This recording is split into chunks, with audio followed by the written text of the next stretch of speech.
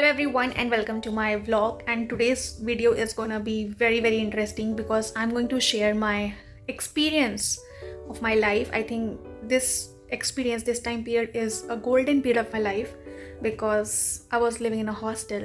तो बस आज उसी के बारे में बात करेंगे और अपना जो भी लर्निंग था या जो भी मैंने अपनी लाइफ में एक्सपीरियंस किया जो कि बहुत बेस्ट था, I am going to share in this video. तो इसलिए एंड तक देखना और पूरा देखना. So I am going to tell you 7 points जिसमें कि लाइफ का जो कोर है ना वो आपको समझ में आएगा कि हॉस्टल लाइफ जो बच्चे जीते हैं या जिन्होंने भी ये लाइफ जी है वो बहुत अच्छे से रिलेट करेंगे. और क्या लाइफ होती है, आई थिंक वो एक्सपीरियंस के बाद ही आप समझ सकते हो. मतलब जिसने एक्सपीरियंस किया है ना, I think they are the luckiest one. तो नंबर 1 इज़ इंडिपेंडेंस. क्योंकि आप जब अकेले रहते हो तो आपको हर चीज़ खुद ही करनी होती है और आप किसी के ऊपर डिपेंड नहीं हो सकते. मतलब किसी भी चीज़ के लिए नहीं डिपेंड हो सकते. आप इवन बीमार भी हो ना तो आप या तो अपने रूममेट से या फिर अपने जितने भी हैं हॉस्टलर्स उनसे आप हेल्प ले सकते हो टू ब्रिंग मेडिसिन और समथिंग एल्स. बट आपको खुद उसमें सर्वाइव कैसे करना है, आपको अपना फूड कैसे मैनेज करना है या फिर जो बाकी चीज़ें हैं अकेले रह के जितनी भी आप सीख सकते हो, आई थिंक हॉस्टल लाइफ में सीख सकते हो. घर में क्या होता है ना कि बाकी लोग आपको पैम्पर करने के लिए होते हैं, बट हॉस्टल में ऐसा कुछ नहीं होता है. आपको सब कुछ खुद मैनेज करना होता है जिसमें कि कोई बुराई नहीं है. आप जो सीखते हो ना वो कहीं नहीं सीख सकते. और आई थिंक वो जो अकेले रहने का डर होता है वो भी चला जाता है और आप हर चीज़ के लिए तैयार रहते हो. बेस्ट थिंग ये रहती है. Next is freedom. और फ्रीडम भी ऐसी नहीं कि मतलब घर वालों ने छोड़ दिया आपको हॉस्टल लाइफ जीने के लिए और आप कुछ भी कर रहे हो. अगर आप कुछ भी कर रहे हो तो आप अपनी लाइफ बर्बाद कर रहे हो. एक माइंडफुलनेस नाम की चीज़ होती है कि आपको ये जो आज़ादी मिली है आप उसमें क्या करते हो. क्या आप कुछ ऐसा करते हो जिससे आप अपनी लाइफ को चेंज करते हो या फिर अपनी लाइफ में कुछ ऐसा करते हो जिससे आप पूरी लाइफ सफ़र कर सकते हो. तो आई थिंक हॉस्टलर्स को वो फ्रीडम मिली होती है क्योंकि आपको वहाँ कोई ना देखने वाला होता है ना कोई पूछने वाला होता है. आप अपने टाइम के साथ जो चाहो वो कर सकते हो, जिस तरीके से चाहो उस तरीके से यूटिलाइज कर सकते हो. At the end only you are going to suffer, no one else is going to suffer. Trust me. And वो टाइम बहुत इंपॉर्टेंट होता है, इसलिए do something productive, do something which helps you to grow in your life. That is the most important thing. This one is very important as we all know कि जब हम hostel life में रहते हैं तो हमारे जो रूममेट्स होते हैं या फिर रूममेट्स चेंज भी होते रहते हैं. अब आपको कौन सा कैसा मिल जाए आपको पता नहीं. कभी कभी बड़े अड़े टेढ़े टाइप के लोग मिल जाते हैं जिनके साथ आपको डील करना पड़ता है, एडजस्ट करना पड़ता है. But I was lucky in that case क्योंकि मेरी रूममेट अच्छी थी तो मुझे उतना एडजस्टमेंट नहीं करना पड़ा और मेरा अच्छा उसके साथ बनता था, चलता था. और हम तो मतलब फैमिली के जैसे धीरे धीरे हो जाते हैं क्योंकि आप हर चीज़ शेयर करते हो. यू नो, साथ में खाना, साथ में उठना बैठना, कहीं जाना है तो आप कहीं साथ में जाते भी हो. आई थिंक वो इतना टाइम बिताते बिताते एक फैमिली की तरह बन जाता है और एक रिलेशन आप ऐसे अजनबी इंसान से बिल्ड करते हो कि आपको एट द एंड लगता है कि शायद ये अपना ही है. और वो बहुत खूबसूरत चीज़ होती है. ये आपको एक्सपीरियंस करने को मिलता है क्योंकि आप रात दिन जैसे परिवार के साथ रहते हो ना वैसे ही अपने रूममेट्स के साथ रहते हो. तो I think they also become the part of your life और you can say that family member. जो लोग लंबे समय के लिए हॉस्टल लाइफ जीते हैं तो उनके पास एक एडवांटेज ये भी होता है अपनी लाइफ में कुछ लर्न करने के लिए कि आप नए लोगों से मिलते हो, नई ज़िंदगियाँ जानते हो और आपको बहुत सारी स्टोरीज़ सुनने को मिलती हैं कि किसी की लाइफ कैसी है, किसी की लाइफ कैसी है, जिससे आप बहुत कुछ लर्न कर सकते हो. I think which is the most beautiful thing living in a hostel life.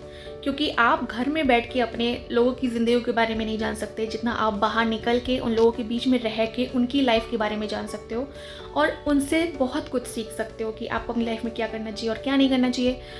And trust me, मुझे तो ऐसे लोग मिले जिन्हें मैं कभी नहीं भूल सकती और वो मेरे बहुत करीबी लोग भी हैं. और I think and I am मतलब मैं बता नहीं सकती यार, मैं बड़ी खुशनसीब हूँ कि वो लोग मेरी ज़िंदगी में आए. उन्होंने मुझे बहुत कुछ सिखाया, मैंने बहुत कुछ सीखा एंड आई एम ब्लेस्ड कि इतने अच्छे लोग मुझे मिले. Trust me.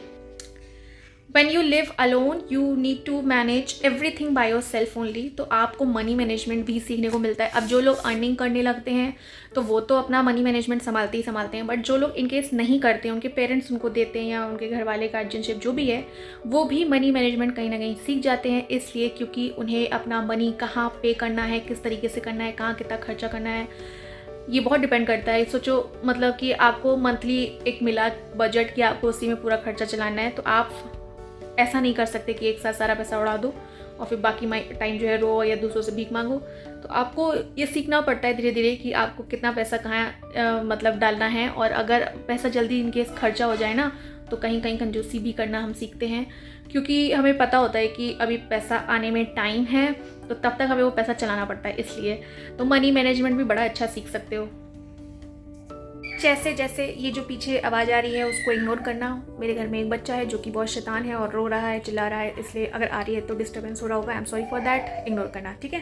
तो नेक्स्ट इज़ कि आप अपनी लाइफ को प्रायोरिटाइज करना सीखते हो, क्योंकि जब आपके पास आप होते हो और आपका टाइम होता है तो आपको पता होता है कि मतलब क्या तुम्हारी जिम्मेदारी तुमको लेके है, क्या तुमने अपनी लाइफ में सोचा है और तुम्हें इस लाइफ के साथ क्या चाहिए, क्या करना है, तो उसको प्रायोरिटाइज करना तुम वहीं सीखते हो। क्या होता है कि हॉस्टल में ना बहुत सारी लड़कियां होती हैं, तो चाहो तो उनका ग्रुप बना के वहाँ बैठ के बातें करो या गपशप करो या फिर गॉसिपिंग करो या फिर टाइम काटो, और या फिर उसी टाइम को प्रायोरिटाइज करके कुछ प्रोडक्टिव, कुछ अच्छा अपनी लाइफ के लिए कर सकते हो। तो ये प्रायोरिटाइज करना भी आना चाहिए और आप सीख जाते हो, क्योंकि आपको पता होता है जो लोग पढ़ने वाले बच्चे होते हैं वो पढ़ लेते हैं, जो लोग नहीं होते वो दोस्ती यारी में बर्बाद भी हो जाते हैं, बट हाँ मज़ा बहुत आता है। And now this one is the last one. तुम यकीन नहीं करोगे यार, ये जो टाइम होता है ना हॉस्टलर्स का, आई थिंक खाना जैसा मिलता है हॉस्टल में वो हॉस्टलर्स ही जानते होंगे। मतलब आलू तो महाराजा है खानों का, मतलब कहो आलू भिंडी, आलू बैगन, आलू कद्दू, आलू लौकी, आलू तुरई।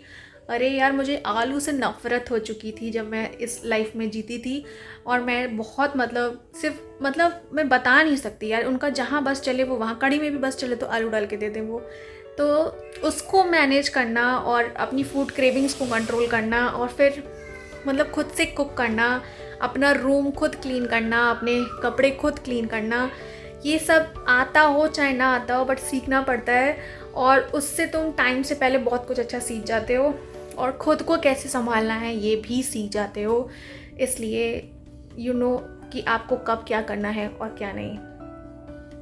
एंड वन थिंग मोर कि अगर आपको लाइफ में कभी भी ये मौका मिले कि आपको हॉस्टल लाइफ जीने को मिले, तो इस मौके को बिल्कुल मत छोड़ना, बिल्कुल भी मत छोड़ना, क्योंकि जब तुम ये लाइफ जी के आगे निकलते हो ना तो अपनी लाइफ में हमेशा हमेशा मिस करते हो।